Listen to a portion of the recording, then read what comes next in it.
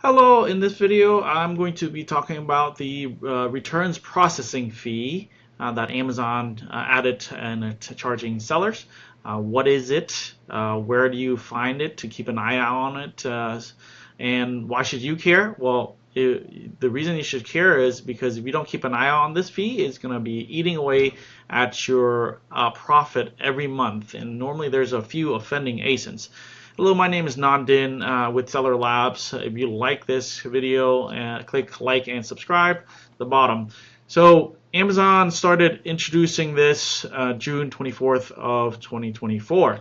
And it started showing up on, I started seeing it showing up on my my transactions report on September of 2024. And basically, what it is a fee that Amazon charges for items that are high return rate. So they each, and it's based on each category. So they look at the category, and this doesn't affect apparel or shoes, but something they look at the return rate of a particular category, and if this return rate of a particular ASIN is too high, they're going to charge you it. And they said the purpose is to address the operational cost of returns and reduce waste. That's from Amazon's perspective. From their perspective, they're saying it helps sellers run businesses more efficiently. Similar to storage fees, they use fees to regulate the sellers like us into doing what they want us to do. From a seller's perspective, like myself, it feels like Amazon's just trying to grab more fees on top of already existing high fees that they've increased their fees over the years. And I joke around with other sellers, but Amazon has more profitable than ever, and they don't send us a thank you letter because we're working hard just so that Amazon stock prices keeps going higher. But anyways, we at Seller Labs actually built a tool called the AI Query Builder, and this is write SQL query on your database, which you can get to based on our Data Hub product. And if you ever want to connect to build your own dashboard, like in Looker Studio or Business Intelligence or anywhere else, you can pull your own data from MySQL.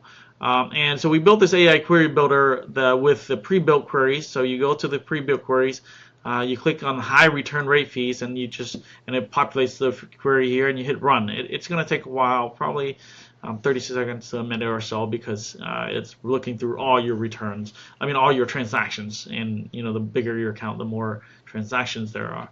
And then as you can see, I've already ran this, and I've sorted it. I click sort by this, and this ASIN alone for September, October, I paid over $1,000 for high return fees, and that's crazy. Like, I'm not even making that much money, so I'm losing money on this ASIN, and if I don't keep an eye on this, it's gonna keep skyrocketing. So we also built another tool called the monthly Amazon fees, and there's a tab called the high return rate fees, and you can see that month to month how many the fees are. So I've gone and addressed that particular ASIN and have reduced the high return rate fees. So that's why you see these are lower. Well, if you're not a Seller Labs customer, you can still find the fees by going to go to Seller Central, then under Payments, click Payments. Then you go to the repository and pull the Unified Transaction Report. This is basically all your dollar amount transactions that are in here. And if you go into here, I've filtered it here, but basically you filter for the FBA customer return fee right there. Returns fee, and you'll see it. As you can see, I pull this for January and pay $143.66 there.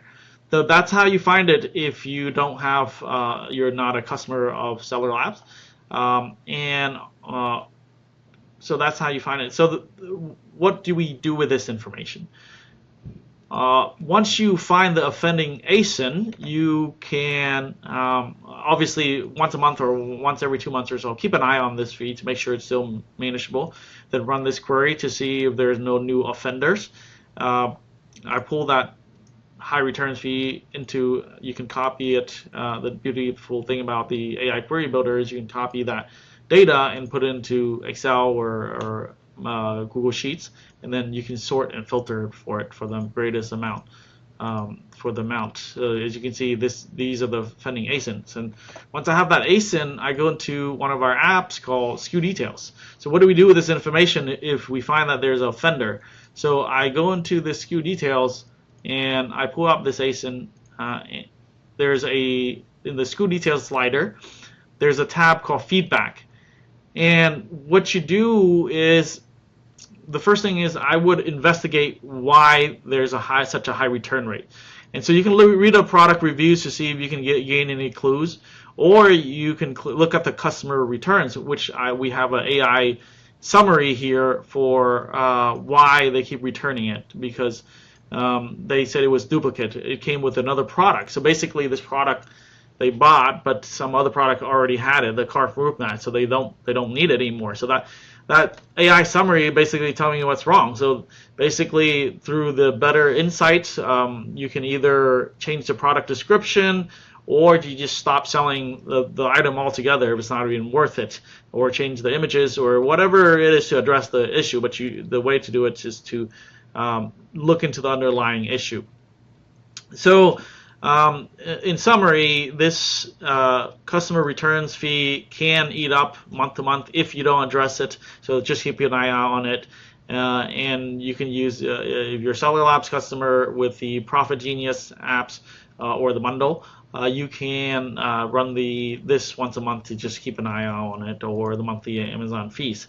All right, that's it for my notes on the customer returns processing fee.